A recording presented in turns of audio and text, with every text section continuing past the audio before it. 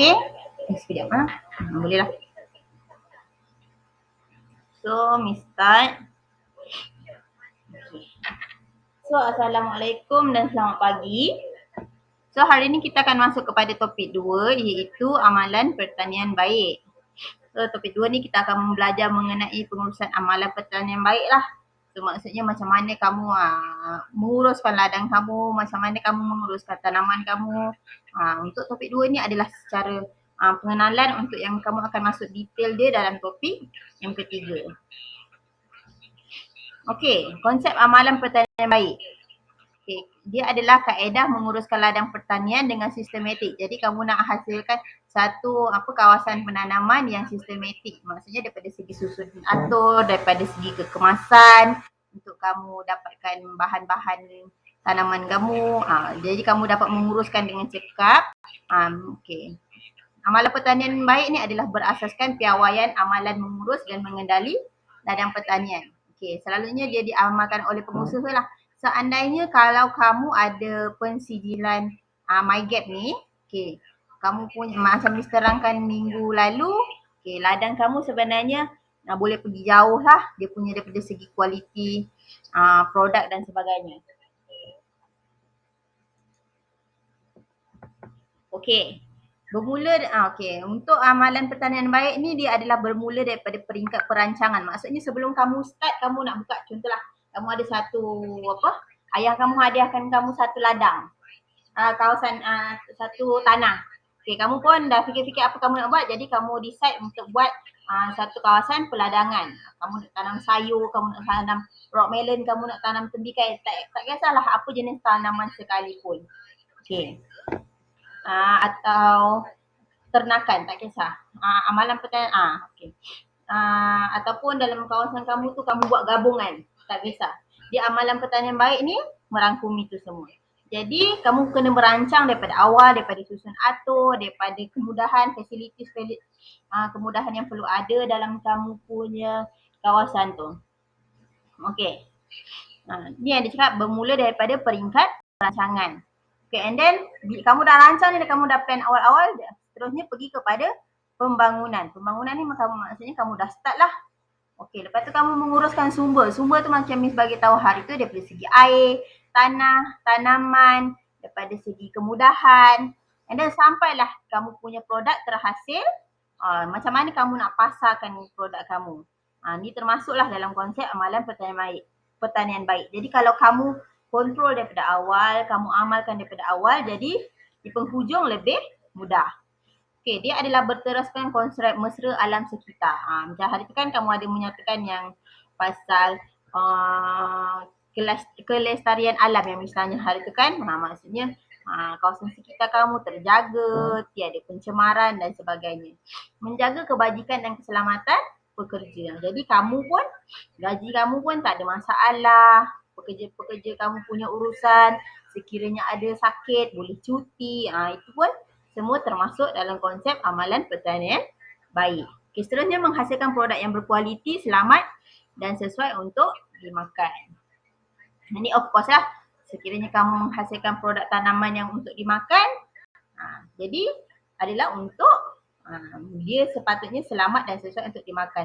Tapi seandainya kamu punya plan berkecimpung dalam bidang floriculture ataupun landscape, bunga-bungaan kan, jadi produk kamu perlulah something yang at the end, okay, orang akan beli, orang rasa menarik tanaman kamu tu untuk digunakan.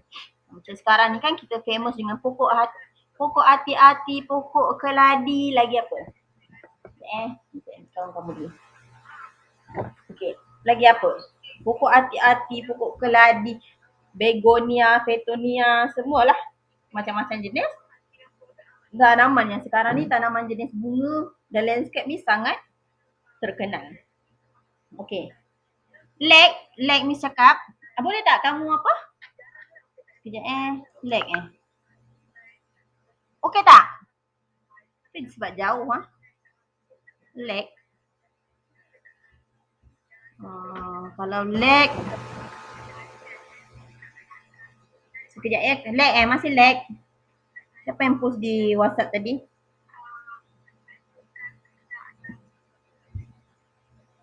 Oh, Miss tempat sebelumnya. Kejap ya.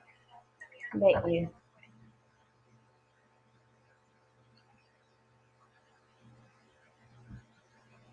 Kejap ya, Miss access pakai another apa.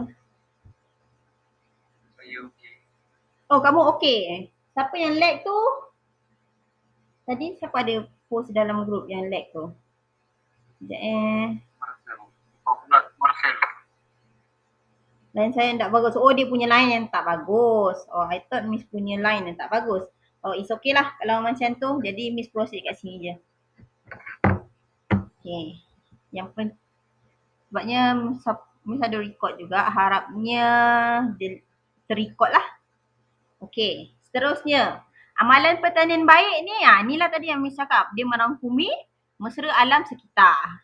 Konsep dia, konsep amalan pertanian baik ni adalah mesra alam sekitar. And then, menjaga kebajikan dan keselamatan pekerja. Kamulah kebajikan. Kamu walaupun kamu sebagai pengusaha, kamu juga adalah pekerja. Sebabnya takkanlah kamu mengusaha, kamu tak ada gaji kamu tak ada apa? Sekejap, siapa pula ni? Ni lepas tu yang tadi sini yang tak bagus lain pula. Okey, sekejap Ini bila kelas online ni.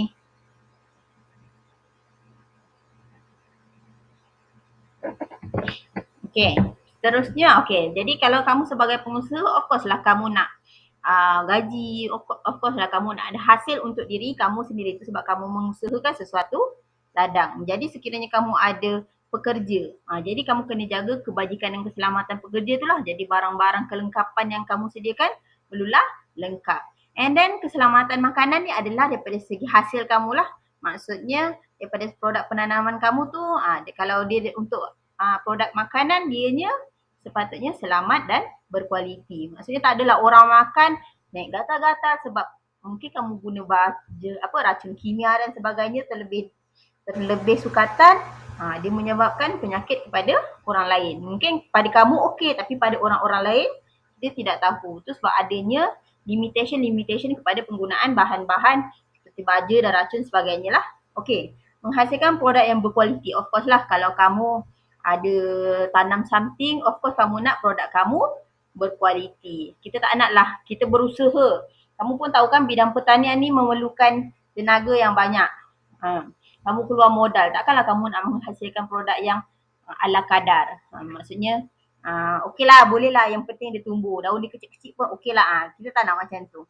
Kita nak hasilkan produk yang berkualiti.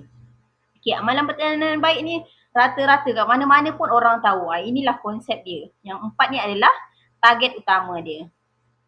Okey, kepentingan amalan pertanian baik. Okey, yang pertama, menghasilkan produk pertanian berkualiti dan selamat dimakan. Di mana hasil telah dianalisis dianalisis dari segi kandungan, residu, racun dan makhluk perosak, logam berat dan mikrobial. Okey. Makhluk analisis ni kan, kamu contoh kamu nak ekspor produk kamu ke luar negara. Okay, kamu menghasilkan, contoh kamu tanam sayur, tomato ataupun kamu ada padi. Tapi Malaysia sekarang kita import kita punya padi sebab kita tak cukup. Tapi seandainya lah kemudian kamu berkecimpung dalam padi dan ladang kamu luas dan Malaysia punya produk boleh diekspor. Okay. Jadi produk-produk tadi sebenarnya dia akan dianalisis, dimakmal.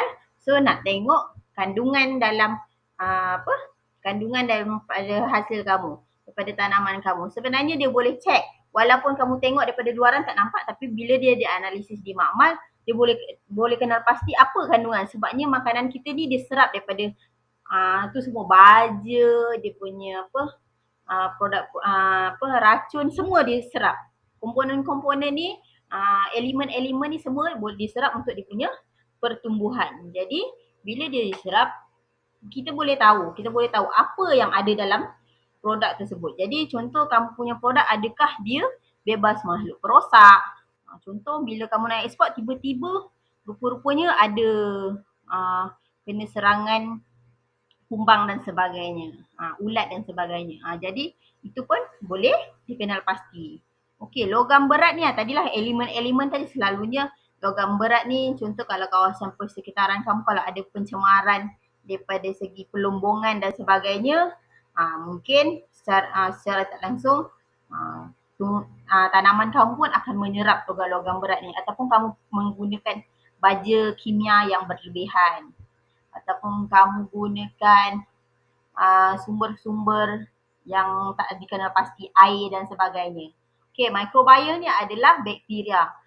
Mungkin kamu dapat benih tu daripada bibit kamu daripada overseas, daripada luar negara. Tapi sebenarnya lepas tu kamu bawa masuk Malaysia, and then biji benih tu sebenarnya tak bersesuaian dengan keadaan di Malaysia. Jadi bila kamu guna, mungkin dia akan attract ataupun memanggil mikrob-mikrob yang tak bersesuaian untuk perkembangan dia. Jadi kat Malaysia tak membenarkan penggunaan biji benih tu. Jadi kamu pakai juga, ataupun kamu pakai racun dan baja yang tak dibenarkan. Itu pun boleh menyebabkan datangnya microbiome. Microbiome ni bakteria lah sebenarnya. Mungkin kamu makan, kamu boleh kena keracunan makanan dan sebagainya. Okey, seterusnya alam sekitar terpelihara. Jadi kita nak menjaga alam sekitar lah. Tak naklah kita bercucuk tanam tapi alam sekitar kita terjejas. Okey, menjamin keselamatan serta kebajikan pekerja. Okey, Miss dah terang banyak kali. Okey, hasil pertanian dapat bersaing di pasaran domestik dan antarabangsa. Kalau kualiti produk kamu bagus, boleh pergi jauh. Membangunkan industri pertanian negara secara mampan dan lestari. Okey, kat Malaysia sekarang ni boleh dikatakan pertanian tidaklah secara besar-besaran, hanya beberapa persen sahaja. Jadi kalau kamu mengusahakan ladang kamu dengan amalan-amalan yang baik, mungkin kita punya sektor pertanian boleh lagi berkembang. Okey, kekangan untuk kamu melaksanakan amalan pertanian baik ni.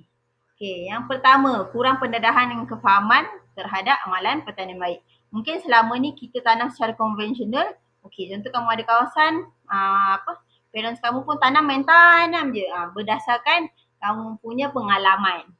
Mungkin dia tak tahu perlunya record penggunaan baja dan sebagainya. Perlu record kamu punya waktu siraman dan sebagainya. Okey, sumber kewangan yang lemah untuk petani kecil. Of course lah, bila kita tak ada modal, kita nak nak keluarkan modal untuk perkara-perkara yang daripada segi pengurusan ni amatlah sukar. That's why kebanyakannya petani ni dia punya ladang macam tu je, daripada dulu sampai sekarang macam tu je, sebabnya bila nak keluarkan modal tu terlalu besar. Jadi untuk menghasilkan produk yang lebih baik tu pun sukar. Okey, penyimpanan rekod yang lemah. Contoh kamu ada rekod kan, tapi kamu rekod macam tu je. Contoh kamu bulan ni kamu beli racun kulat. Jadi kamu pun tak beli racun kulat berapa ringgit dah, tapi tak ada rekod pengeluaran dan sebagainya. Jadi bila habis, kamu tak boleh tahu racun kulat tu, contoh 1 liter racun kulat berapa kali boleh guna, berapa lama dia tahan. Jadi kamu tak ada rekod macam tu. Itu pun jadi contohnya seandainya ada terlebih penggunaan, kamu tak boleh trace. Kat mana sebenarnya yang kamu terlebih guna tu? Okey, macam tu. Itu sebabnya pentingnya penyimpanan rekod bahan ni. Okey, seterusnya petani masih menggunakan teknik konvensional yang sukar untuk memenuhi syarat-syarat amalan pertanian baik. Sebenarnya contoh kalau daripada segi biji benih atau bibit kan, kamu perlu biji benih tu perlu dirawat untuk dia bebas daripada serangan kulat dan serangga, bakteria dan sebagainya. Jadi produk kamu pun lebih baiklah. Okey, kurang kesedaran berkenaan dengan keselamatan tempat kerja.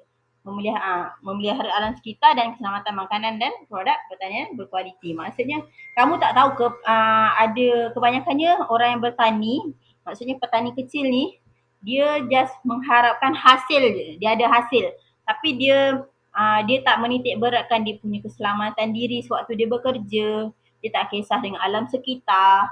Dia tak kisah sama ada makanan yang dihasilkan tu selamat atau tidak, sama ada makanan yang dihasilkan itu berkualiti atau tidak.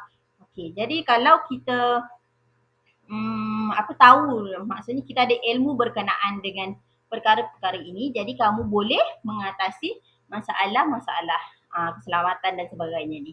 Okey, jadi untuk topik 2 sebenarnya sangat sedikit saja. Sampai sini saja topik 2. habis sudah topik 2. Jadi Miss akan masuk kepada topik yang ketiga. Okey, Miss tutup dulu. Yes.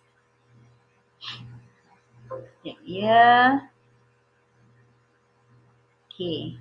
Jadi kita akan masuk. Okey tak sekarang ni? Boleh? Keluar-keluar sikit. Untuk kelas Miss, kalau tak faham, ada apa-apa soalan boleh direct tanya. Miss suka yang macam tu. Jadi jangan tunggu kemudian di penghujung baru kamu nak tanya. Kalau kamu tak faham, kamu tanya terus lagi senang. Jadi Miss tahu apa yang kamu tak faham, part mana. Okay? Boleh Miss sambung untuk topik seterusnya, kita cover sikit. Miss untuk teori kelas online ni Miss tak nak buat panjang-panjang. Miss mungkin dalam sejam ke 1.5 jam macam tu saja. Sebabnya Miss pun faham kamu pun banyak kelas lain daripada segi internet dan sebagainya. Jadi mungkin lebih mudah kalau kita buat short lecture macam tu lah. Okay. Kalau tak ada masalah, boleh Miss continue pergi topik 3. Boleh kan? Nampak tak? Boleh. Okay, so tadi kita dah masuk pada amalan pertanian yang baik. Jadi kan Miss cakapkan kita akan pergi go into detail dalam sekejap ya. Miss ada ni sekejap. Sebab hari ni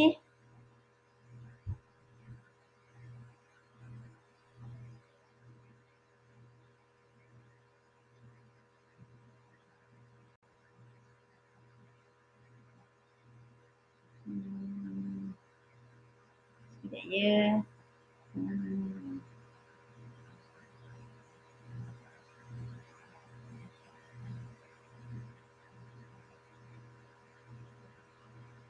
Sebabnya hari ni Miss ada pertandingan inovasi. Senior kamu masuk, jadi ada pembentangan di sebelah petang. Jadi pagi ni pun Miss join. Kamu pun nanti sekiranya SEM ni kamu masuk nanti kamu nak ada produk inovasi yang kamu nak buat, kamu boleh inform Miss. Jadi nanti kita boleh buat betul-betul and then pergi bertanding. Itu bagus untuk kamu lah.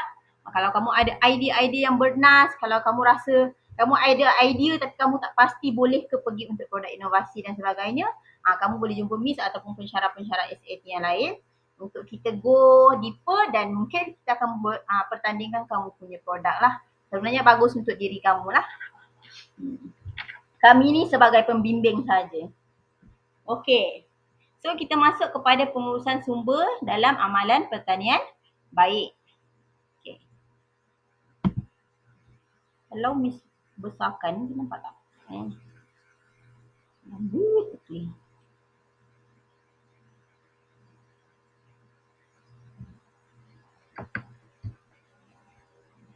Sekejap ni, kenapa pula ini?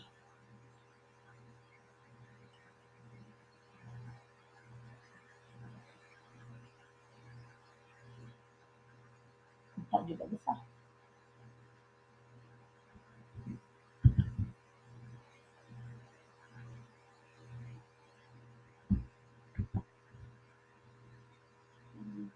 Oh, dia tak boleh besarkan. Okey So kita masuk kepada topik 3 iaitu pengurusan sumber dalam amalan pertanian baik. Okey, dalam pengurusan sumber ni kita akan bahagikan dia kepada beberapa sumber lah. Nampak ni kita ada 1, 2, 3, 4, 5, 6, 7 sumber dalam yang perlu kita uruskan dalam amalan pertanian baik. So hari ni mungkin kita boleh pergi masuk satu sumber yang and then kita akan sambung kepada sumber-sumber yang lain, cara pengurusan dia. Okey, objektif untuk pengurusan sumber ni, okey, apa yang kamu akan belajar adalah cara pengurusan sumber-sumber dalam pertanian baik. Okey, 7 sumber ni lah sumber dia. Okey, memastikan sumber digunakan secara optimum dan efisien. Maksudnya kamu tak ada pembaziran kat sini. Kamu gunakan sebaik mungkin, tak ada buang-buang maksudnya. Meningkatkan produktiviti ladang. Okey, of course lah, penghasilan produk akhir adalah kita punya target. Menghasilkan produk yang berkualiti dan dalam kuantiti yang banyak adalah kita punya target.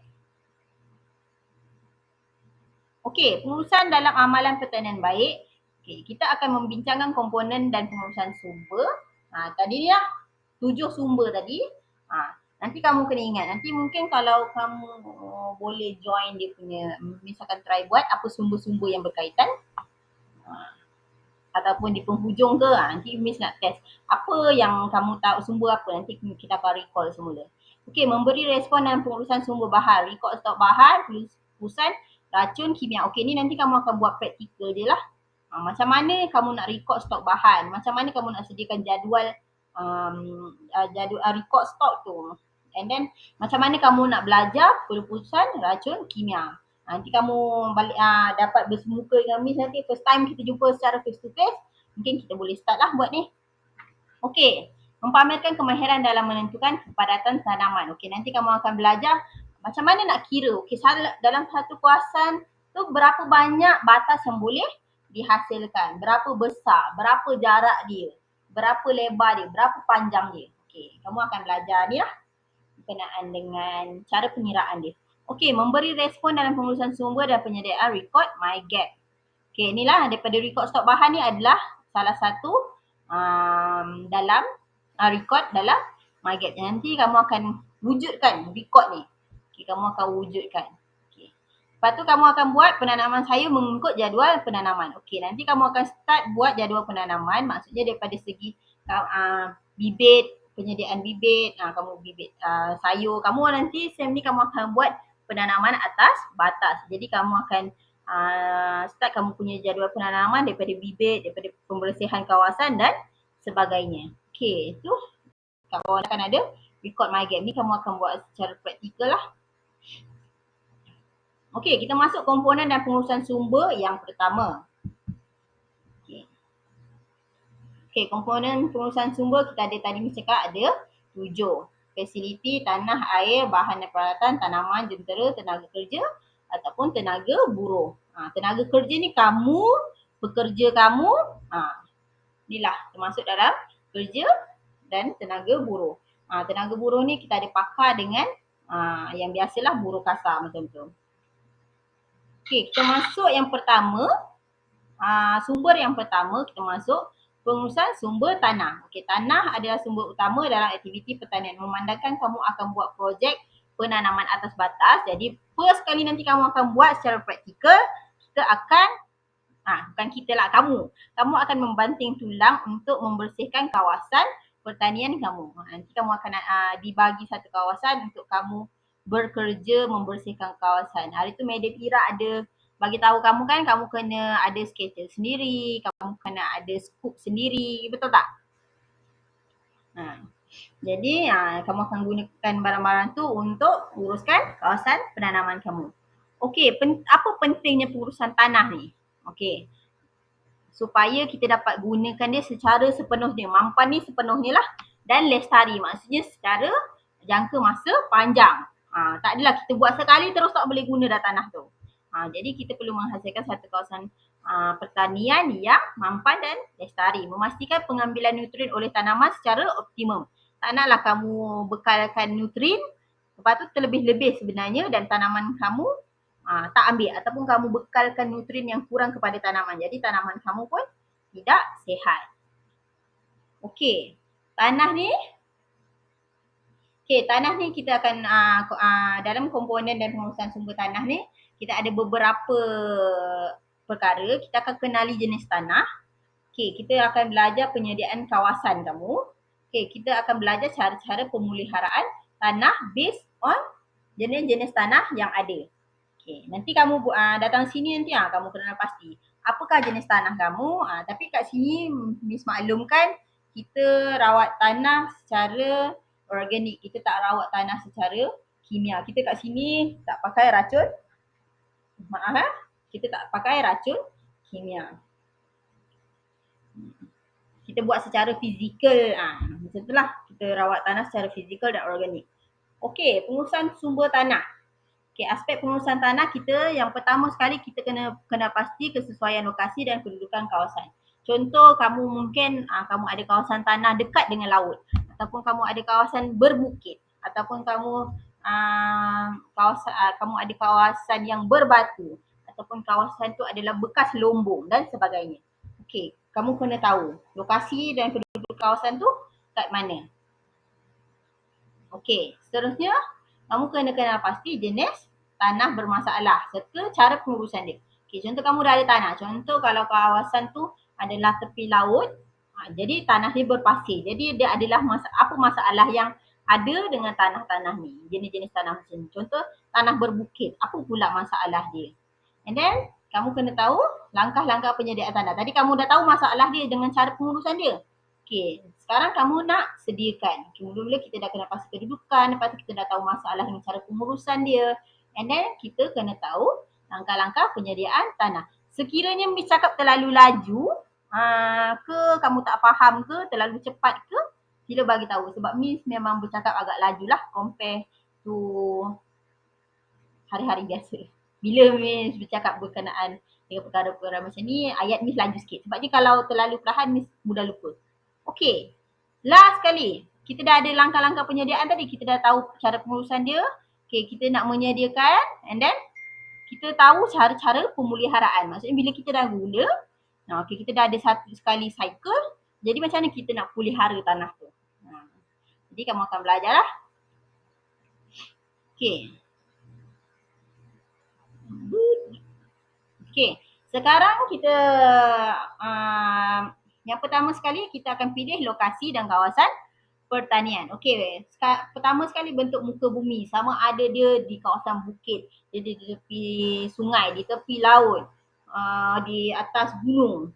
Itu lain-lain. Iklim setempat. Contoh kalau di Tambunan mungkin iklim kita lebih sejuk. Kalau di Ranau lebih sejuk. And then kalau di mana? Di Kundasang lagi sejuk. Tapi mungkin kalau kat Semenanjung yang di kawasan macam contoh Pahang, Johor, Melaka, mungkin kawasan dia adalah lebih panas. Okey, laluan angin dan arah matahari. Ni kamu kena tahulah. Jadi batas kamu nak buat secara melintang ke, menegak ke. Jadi kamu boleh tahu. Sebabnya kalau kawasan kamu buat tu terlindung dengan bangunan dan sebagainya, jadi nanti tumbuhan kamu tak dapat pencahayaan yang sebaiknya lah. Okey, seterusnya fasiliti atau infrastruktur yang ada.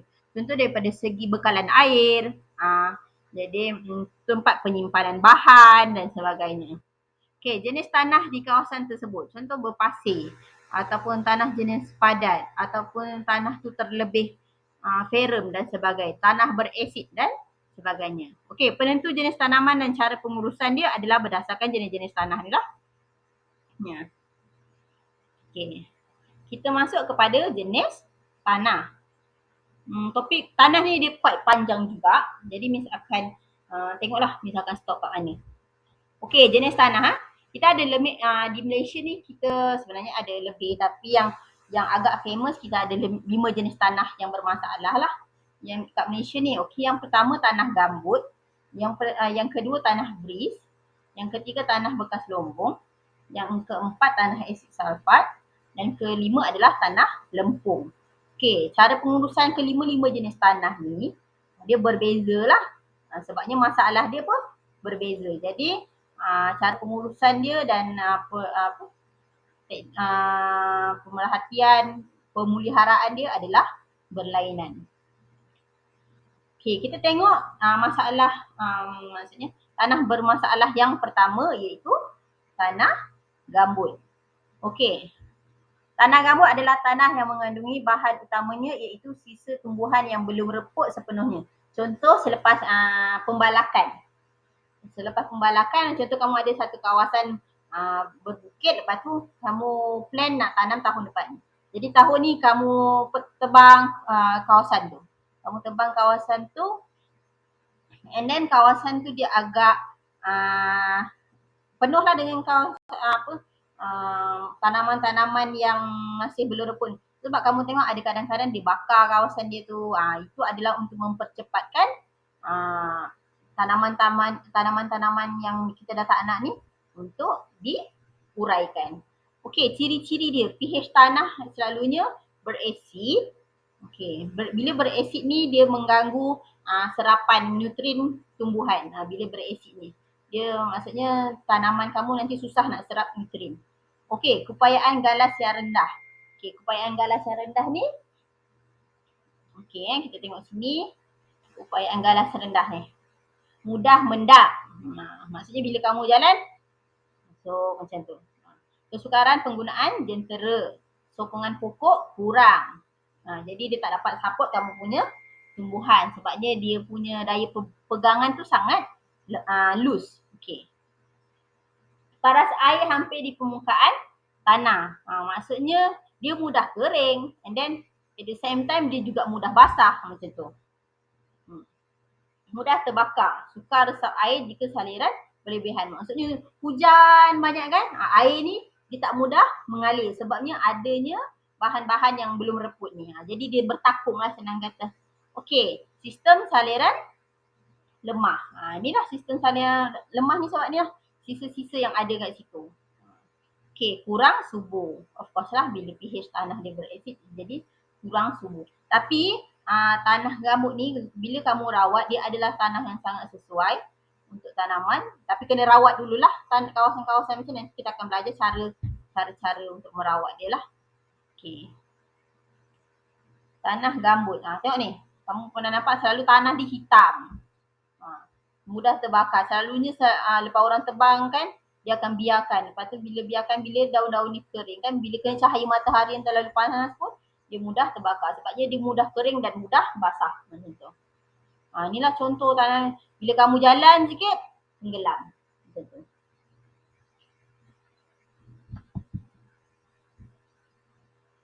Okey, kita tengok kepada langkah.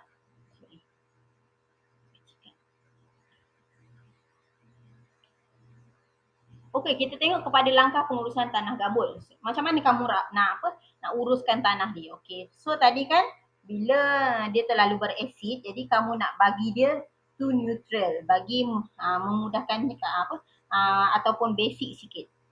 Basic ni acid basic. Basic bahasa Melayu. Maksudnya pH dia lebih daripada 7 lah. Dan tidak tak masam. Maksudnya kita nak kurangkan kemasaman tanah.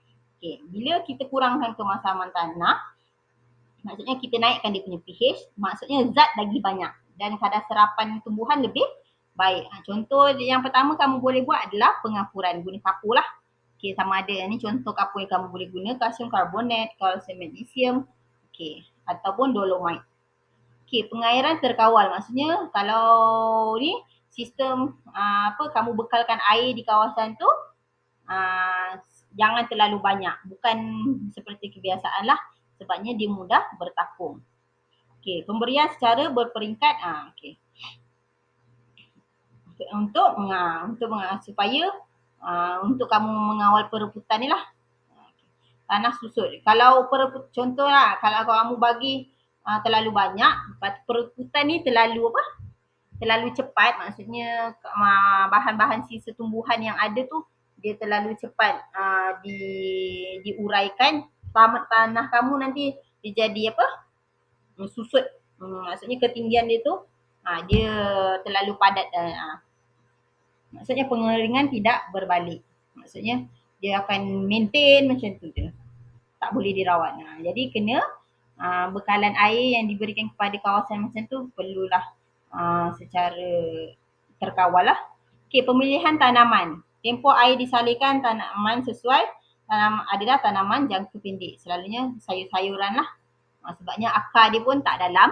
Tapi kena berjaga-jaga kalau daripada masalah pengairan, nanti dia akan menyebabkan akar tumbuhan kamu rosak.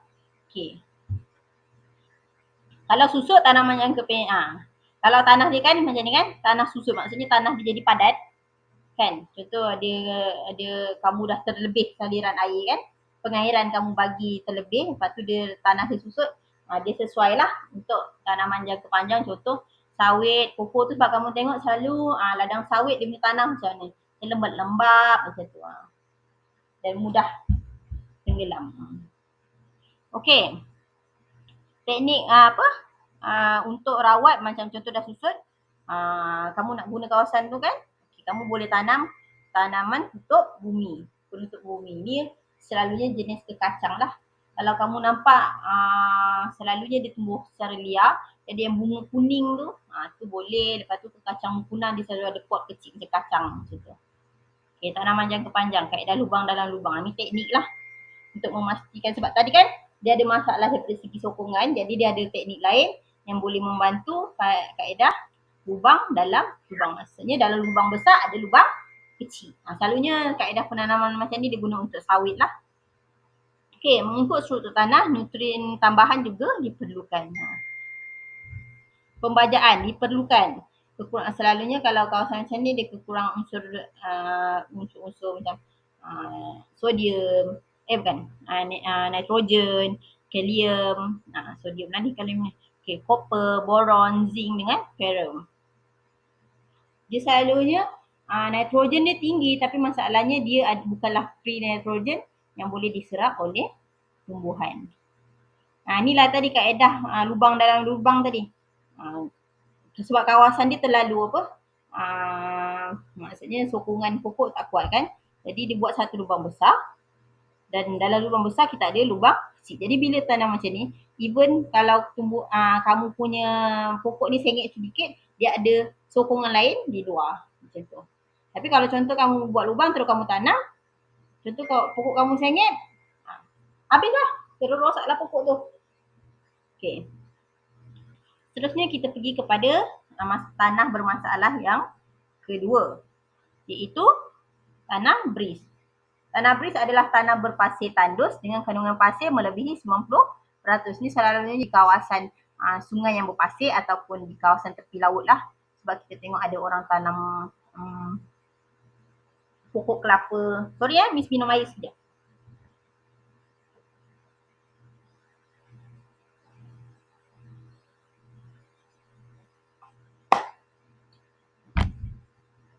Okey, sebab apa dia jadi bermasalah kandungan tanah yang berpasir ni? Okey, sebabnya dia mempunyai keupayaan memegang air yang rendah. Maksudnya kalau kamu siram, air ni hilang. Kamu siram, air ni hilang. Maksudnya dia tak boleh takung air macam tu. Macam yang tadi dia terlebih pula. Tapi kalau tanah bris ni dikurang pula. Okey, kadar larut resap yang sangat tinggi. Inilah dia berkaitan kadar larut resap ni. Maksudnya kamu siram, hilang macam tu. Okey, suhu permukaan tanah yang tinggi sebabnya dia tak boleh pegang air dengan banyak. Jadi bila suhu tinggi, jadi keadaan permukaan tu kan sebab tak ada air dia jadi panas. Okey, pengudaraan yang baik tu sebab kalau kawasan macam ni kalau dia orang rawat selalunya ditambahlah sama ada jenis-jenis tanah dia tambah komponen-komponen lain bagi untuk membantu kadar pegangan air. Keupayaan pukal tinggi, maksudnya ni boleh tanggung banyak ni lah air. Okay, keupayaan pertukaran kat ion dan kat ion yang sangat rendah. Maksudnya daripada segi sebabnya bila kamu tanah kamu tak boleh pegang air yang banyak, jadi nutrien pun kurang. Jadi bila nutrien kurang, jadi bekalan nutrien ni pun sukar. Okay, kita tengok contoh tanah bris. Tengok macam ni. Berpasir. Macam ni lah. Kamu siram air, dia belah bawah betul baru dia basah, baru dia ada air. Tapi belah atas dia tak ada, dia tak dapat pegang air. Itu yang bermasalah tanah macam ni. Maksudnya kalau kamu tanam sayur, mati kamu punya sayur sebab dia tak boleh nak serap air. Sebab kita tahu contoh-contoh sayur dia akar serabut kan. Bila akar serabut dia agak sukar lah untuk mendapatkan air di kawasan yang sangat dalam. Okey, kita masuk kepada cara pengurusan tanah bris. Okey, langkah-langkah pengurusan dia, okey, kita ada of course lah pembajaan. Kita perlu kerap sebab kadar larut resap dia sangat tinggi. Okey, ataupun kita boleh gunakan baja organik. Nampak ni dia kata kompos dan tanah gambut. Macam tadi kalau tanah gambut tadi sebab kadar pegangan air dia tinggi. Yang ni kadar yang masalah tanah bris ni kadar pegangan air dia rendah. Jadi bila kamu gabung, kamu boleh improve dia punya, kamu boleh tambah baik dia punya keadaan tanah. Okey, sistem pengairan. Okey, pengairan serenjes atau tipis adalah disyorkan. Maksudnya untuk mengelak lebihan kehilangan air lah. Nanti kita akan belajar dalam topik ni ada ke? Ada. Kita akan belajar ranges dengan titis. Macam mana? Maksudnya bila kamu bagi sedikit, maksudnya yang hilang pun kurang. Okey. Membekalkan air secara konsisten dan secukupnya. Maksudnya berkala lah. Kamu tak boleh bagi selambak tadi. Bagi, siram semua sekali. Jadi kamu perlu bagi, kalau kamu tanam di kawasan tanah bridge ni, dia perlu berkala. Mungkin pagi pukul 6, then pukul 8, and then pukul 10, kamu bagi sikit-sikit. Okey. Sungkupan. Sungkupan ni kamu tutup kamu punya tanaman atau pembatas kamu menggunakan bahan-bahan. Contoh kamu boleh pakai silver shine, kamu boleh pakai rumput-rumput kering. Menjaga kelembapan, kamu pakai pelepah kelapa dan sebagainya. Okey, menjaga kelembapan serta mengelakkan kadar kehilangan air. Yelah, sebab dia berpasir kan, dia mudah tersejat juga. Jadi kamu gunakan sungkupan untuk mengawal dia punya kadar kehilangan air. Pemilihan jenis tanaman. Okey. Selalunya kawasan-kawasan macam ni dia adalah sesuai untuk tanaman yang tahan panas lah. Contoh kelapa. Lagi apa? Kaktus dan sebagainya. Atau memerlukan kadar air yang sedikit. Okey. Okey, ni contoh sungkupan. Dia pakai daun pisang, relax je. Secara tak langsung sebenarnya dia membantu tanah ni untuk menjadi lebih subur. Sebabnya dia ni kan jenis organik. Jadi bila macam ni, dia akan jadi kurang lah kadar pengurangan kadar air tu hilang lebih kurang. Sebabnya bila matahari terik ke apa, ada benda yang menghalang daripada air tu tersejat. Dan dia adalah baju semula jadilah. Okey. Kita masuk kepada tanah bermasalah yang seterusnya, iaitu tanah asid sulfat. Okey. Tengok nama kita dah tahulah. Tanah asid sulfat ni maksudnya dia sangat berasid. Selalunya pH dia adalah kurang daripada 3.5. Dia sangat, tanah macam ni selalunya dia sangat masam lah. Okey. Ya, pH dia kurang daripada 3.5. Bila 3.5, contoh kamu ni makan limau, lemon. Kadar kemasaman tanah kamu macam tu lah kaedahnya.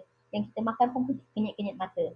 Okey, kadar paras air yang tinggi. Selalunya air bertakung tu yang menyebabkan tanah tu masam lah. Okey, kadar keterlarutan unsur ferrum, aluminium dan mangan tinggi.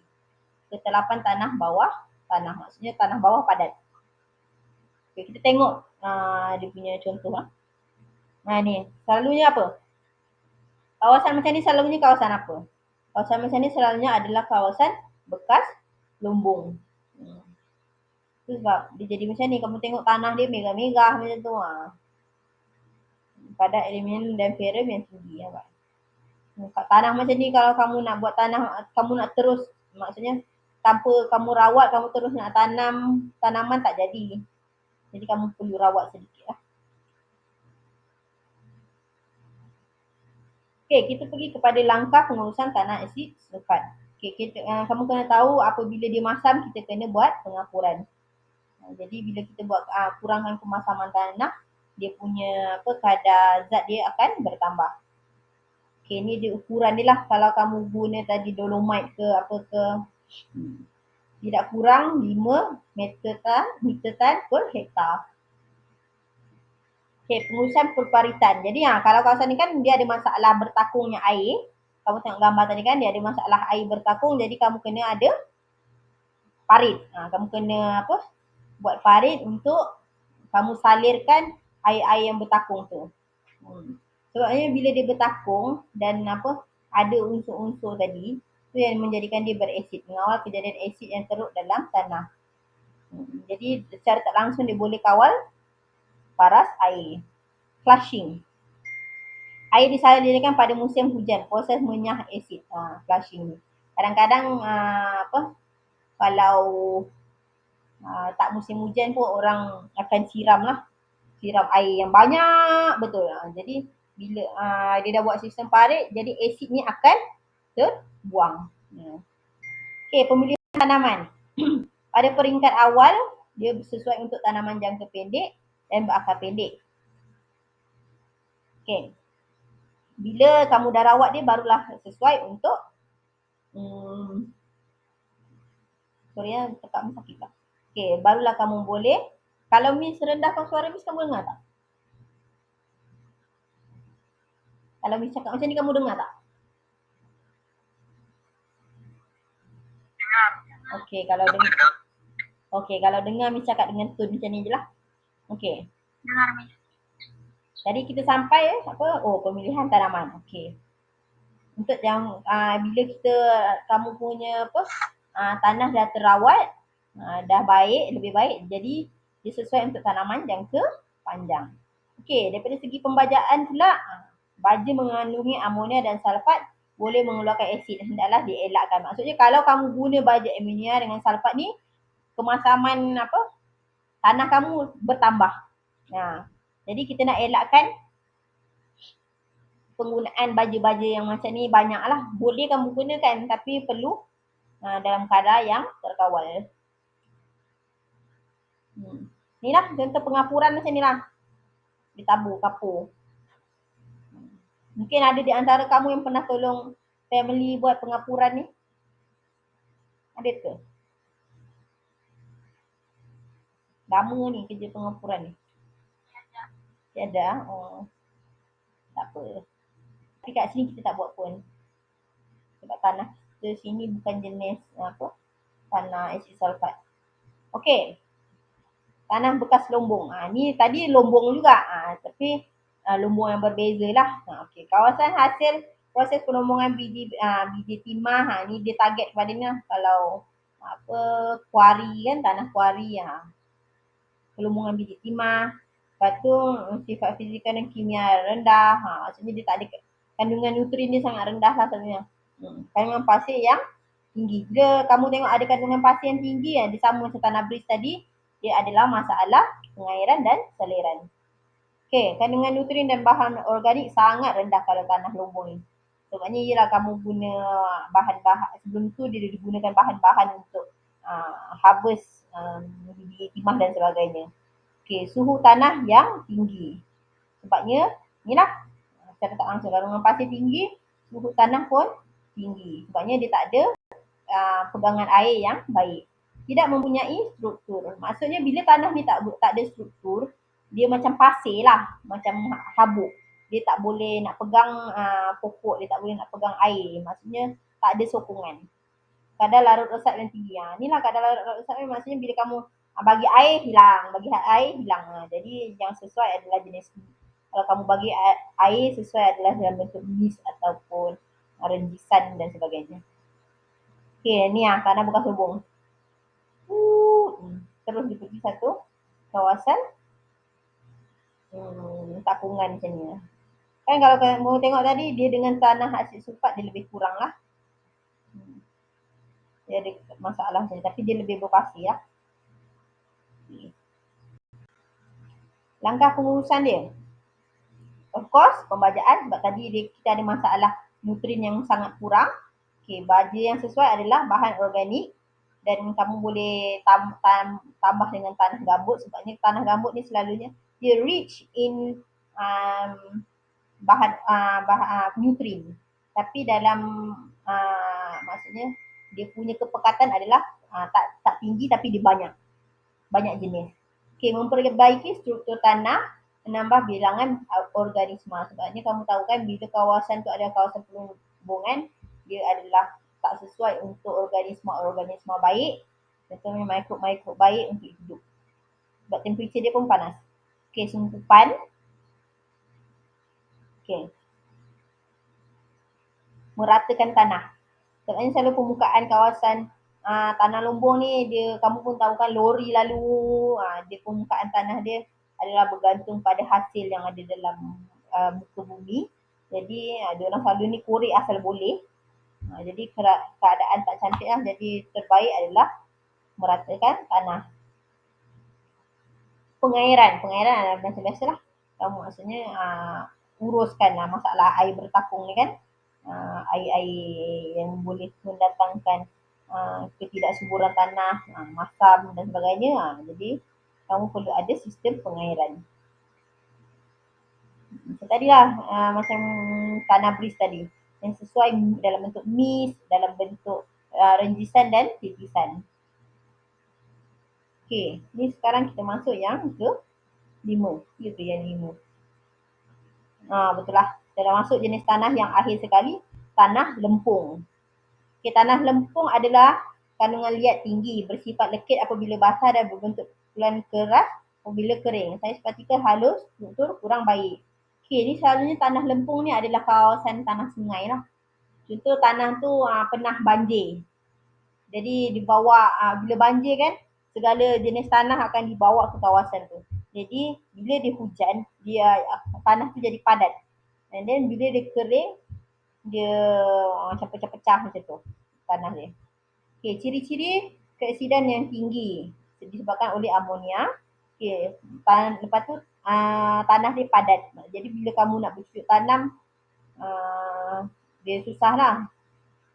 Kalau kamu pernah test, contoh kamu ambil lumpur kat sungai kan, kalau Miss tak tahu kamu pernah main sungai ke tak, mungkin pernah. Tapi kalau macam kat Tambunan ni, sungai dia lebih kepada batu. Ni kawasan-kawasan yang sungai dia lebih kepada lumpur. Okay. Contoh kalau kita ambil tanah dia, kita korek lumpur dia tu sangat pekat. Jadi kawasan macam tu, dia adalah kawasan tanah lempung. Mungkin dulu pernah banjir dan sebagainya. Okey, cara pengurusan tanah lempung macam mana? Pembajakan. Maksudnya kamu nak menggembur kawasan macam kan dia kering kan, bila dia kering tu kamu perlukan pembajakan. Jadi untuk mix tanah tu daripada yang bawah dengan yang atas tu, kamu campur dia. Okey, pembajaan pajak organik disyorkan. Okey, sungkupan. Sungkupan ni untuk mengawal kehilangan air lah. Okay, kita tengok jenis tanah lempung. Nampak ni? Bila dia basah, sangat padat tanah dia. Dan bila dia kering, dia jadi macam ni. Tak sesuai lah untuk nak tanaman sebab terlalu kering. Okay. Sekarang 11.30. Miss masuk lagi satu subtopik boleh? Sekejap, Miss tengok banyak tak? Oh, sikit saja. Okay. Boleh Okay, Miss masuk kepada Okay, Miss masuk kepada Okay, nice. Okay, Miss masuk kepada penyediaan kawasan. Okay, tadi kita dah tahu macam mana nak mengurus. Maksudnya kita dah ada idea macam mana kita nak uruskan kawasan tu.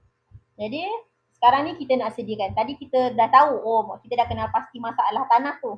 And then cara pengurusan dia. Okay, sekarang kita kena sediakan kawasan. Okay, penyediaan kawasan yang baik adalah yang mematuhi garis panduan dan prosedur yang ditetapkan. Aktiviti penyediaan kawasan merangkumi aktiviti pembersihan kawasan sehingga kepada aktiviti penyediaan batas tanaman. Inilah kamu akan start buat nanti. Daripada segi kenal pasti tu mungkin kamu tak akan buat, tapi kamu akan misalkan ajar juga. Okay, penyediaan kawasan ni nanti kawasan kamu kat sekarang ni, Miss terus terang cakap adalah kawasan terbiar.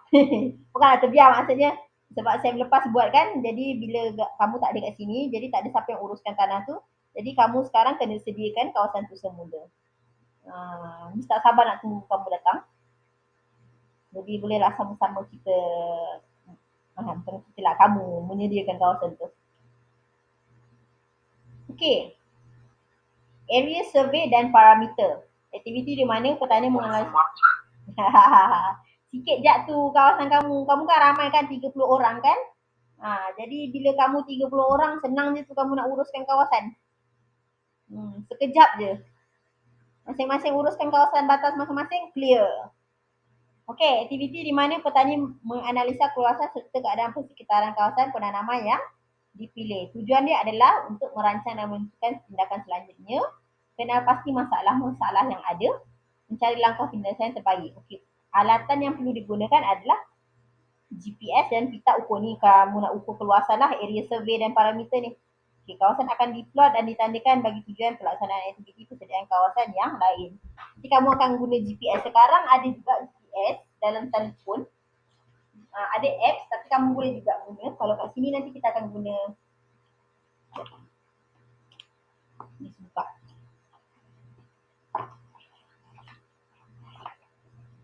Ni Macam telefon ni, nampak tak? Okey, kita telefon kan? Tapi sebenarnya kamu akan gunakan untuk kira keluasan kawasan. Nanti kamu akan try lah. Setiap orang nak try boleh, satu pun boleh. Terpulang.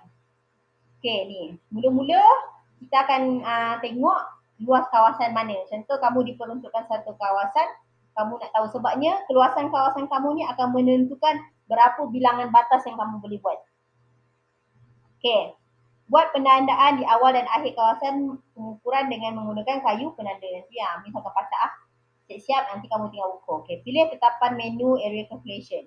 Okey, tekan butang start pada kayu penanda yang pertama.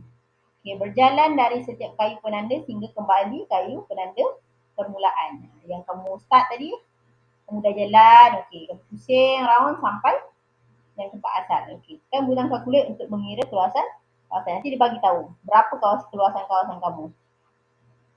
Nanti daripada situ kamu akan gunakan untuk mengira berapa kuantiti batas yang kamu boleh dapat.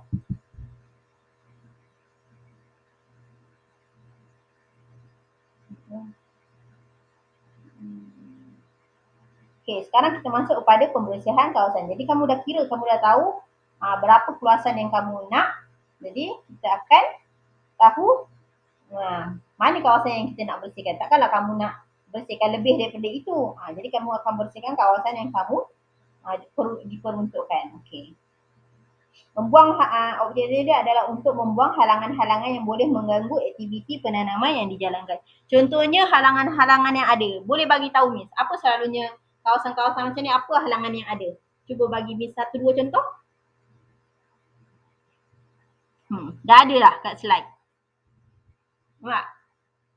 Kalau contoh kat kawasan tu ada pokok yang besar, jadi kamu dah tebang, masih ada lagi akar-akar dia. Okay, jadi kamu nak buang. Tunggul kayu, lepas tu tumbuhan-tumbuhan yang lain, rumput-rumput dan sebagainya. Boleh menggunakan jentera dan racun, tapi kat sini kita akan buat secara fizikal, kamu tak akan menggunakan jentera, sebabnya kamu akan uruskan kawasan kamu saja, jadi tak adalah bersama-mana sehingga memerlukan jentera. Tapi kalau kawasan yang besar, penggunaan jentera adalah sangat membantulah. Okay, pembakaran terkawal boleh dilaksanakan juga, sebab kalau kamu tengok orang dah tebang-tebang, dia bakar. Bila bakar ni secara tak langsung, dia bagi pokok tu mudah terurai dan sebagainya lah. Okay, pembakaran terbuka dan menggunakan racun yang berlebihan perlu dielakkan kerana bercanggah dengan prinsip amalan pedang baik. Ya, angin. Okey, tadi dalam pembersihan kawasan kita ada cakap pasal pembajakan. Okey, proses penyediaan tanah untuk menanam. Maksudnya kamu perlu menjadikan saiz-saiz tanah kamu daripada yang padat tadi untuk dikemburkan. Ini pun kamu akan buat secara manual. Okey, memastikan tanah gembur serta bebas dari rumpai. Okay, tanah boleh dibajak apabila kawasan telah bersih, rata dan kesan-kesan semburan racun rumpai telah mula biasa. Contohnya kamu racun minggu ni, minggu depan kamu dah nampak lah dia punya rumpai-rumpai tu dah jadi coklat-coklat dan kering. Tu dah start boleh bajak. Okay, kita ada 2 jenis pembajakan. Yang pertama adalah primer dan yang kedua adalah sekunder. Okay, apa tu pembajakan primer? Pembajakan primer adalah di mana untuk kurangkan kepadatan tanah. Memecahkan tanah, memusnahkan sakit baki tanaman dan rumpai, menyusun semula agregat tanah. Agregat tanah ni adalah susunan tanah lah, daripada padat dia pecah-pecahkan jadi kecil-kecil sikit. Jenis bajak yang sesuai, ada bajak piring, bajak sepak, bajak pahat dan bajak sap tanah. Macam ni bajak piring lah.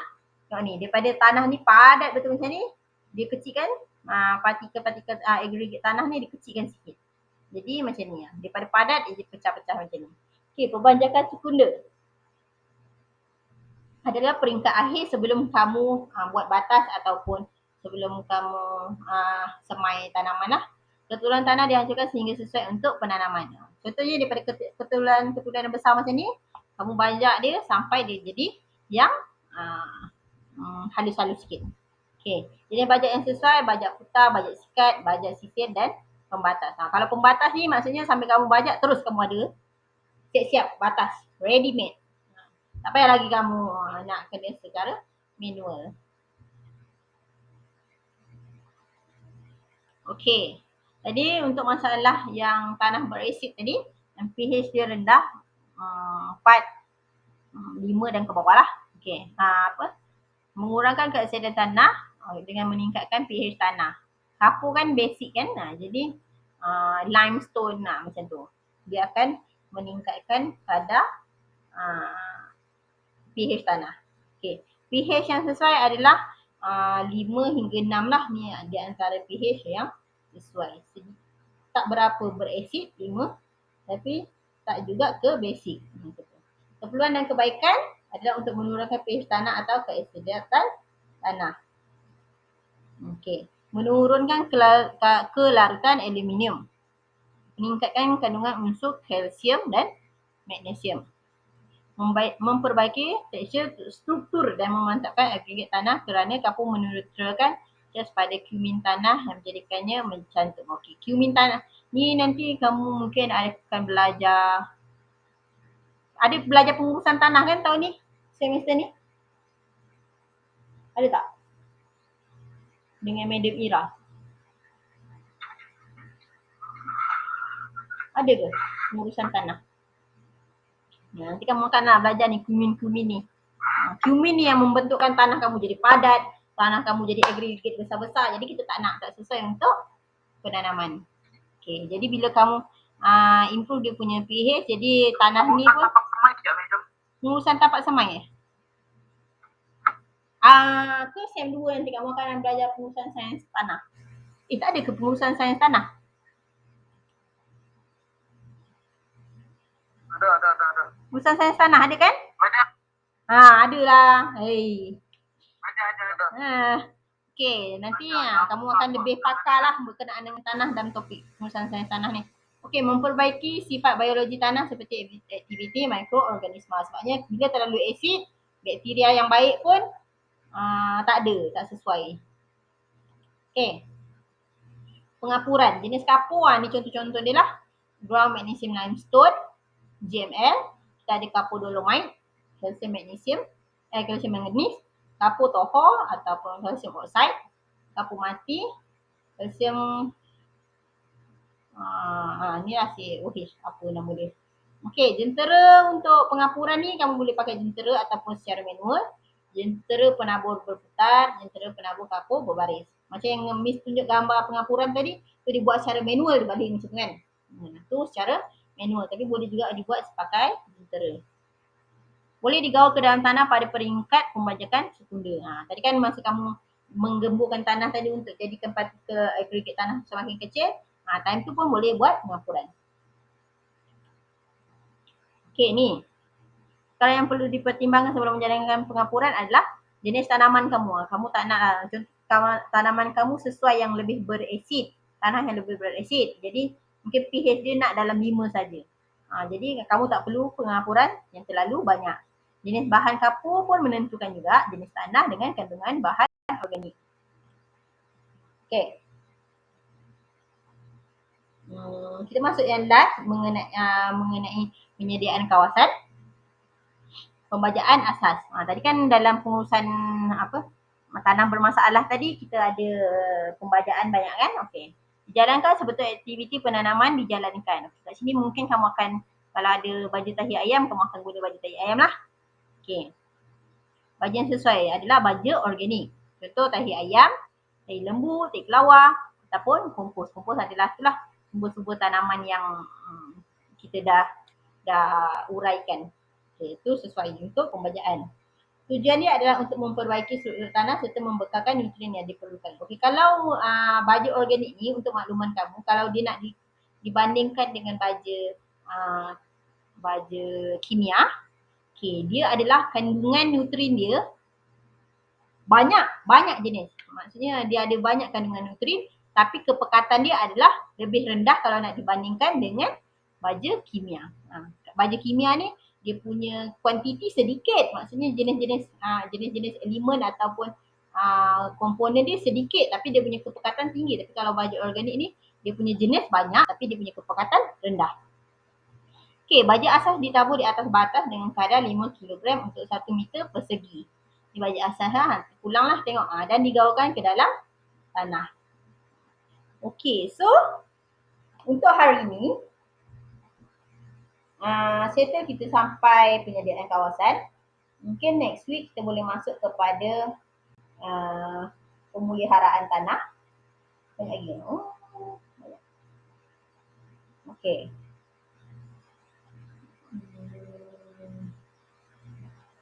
Kita boleh masuk pemuliharaan tanah.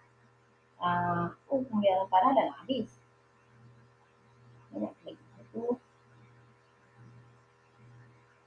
Ini sampai tekap pula. Okay. So, Miss rasa kita stop sampai sini. Kita sama pemuliharaan tanah minggu depan. Dan kita akan masuk pada pengurusan sumber air. Okay, itu saja untuk minggu ini. Jadi ada apa-apa soalan? Ada apa-apa soalan tak? Tidak. Okey tak? So far faham? Tiada kali. So far faham? Faham. Kalau tak faham boleh PM me. Kalau tak faham boleh PM me juga. Nanti Miss akan share terus topik 3 punya nota. Miss akan share. Nota ni nanti kena post di Google Classroom kan? Ya. Miss akan share sana. Okey, jadi kita akan sambung minggu depan untuk pemuliharaan tanah dan pengurusan sumber-sumber lain lah. Sebabnya Miss kalau boleh nak habiskan teori dalam kamu punya sesi PDP, nanti kita akan buat praktikal dan Miss akan ajar cara penyediaan kamu punya jadual penanaman dan sebagainya. Sebab kita tak tahu kan COVID ni macam mana, jadi perlu buat praktikal secepat mungkin. Jadi Miss malas nak teori-teori lagi lah nanti. Cumanya kalau kamu ada apa-apa yang tak pasti boleh direct PM Miss. Topik 1 punya nota Miss dah share kan? Ke belum? Nanti Miss check. Jadi make sure hari ni siapa yang hadir ni sila isi kehadiran kamu. Pukul 12 Miss tutup. Miss akan kira sampai pukul 12. Kenapa PH Adam Syamil? Kenapa PH tak nak bunga kamu? 3.5. Oh, berasid tu.